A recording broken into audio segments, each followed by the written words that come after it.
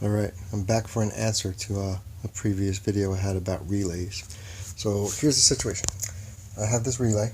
I have it wired with the black wire here to ground.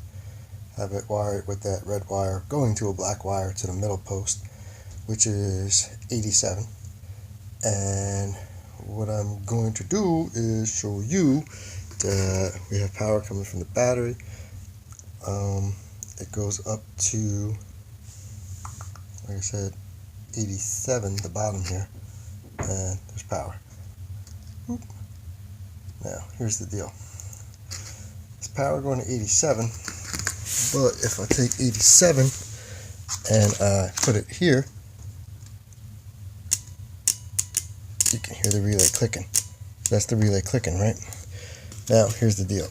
Usually a relay will switch power from 87 down here, and when you activate the coil, it'll swap power from here to here. But here's the trickery of this one. Let me put this up here. My well-designed lab here. Here's 87 to 86. That should swap it to 30. But theoretically, I would lose power now in this lead here, because it's swapping power from the middle going there to above it. So the answer that I didn't realize and I finally found was, let me disconnect this so I don't electrocute everybody here. When I originally looked at this relay, what I did not do was look at it in the right way. Hold on. Unplug. Sorry, I had to unplug that. So, normally I was looking at relays, and I don't know how well you'll be able to see it, but the energized coil on the left side is 85 to 86.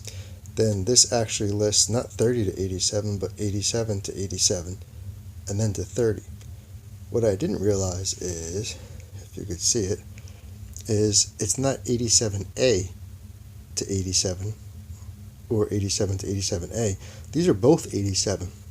This is what's known as a European type of dual relay.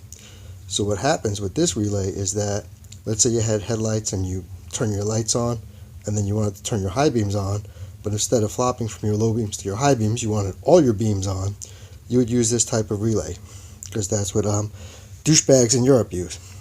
So the problem I was having was changing this relay to a newer relay. And in short, what I realized is this is a dual relay. You put in power to 87, regardless of which 87 it is, they're both connected. They're always normally closed. They don't change.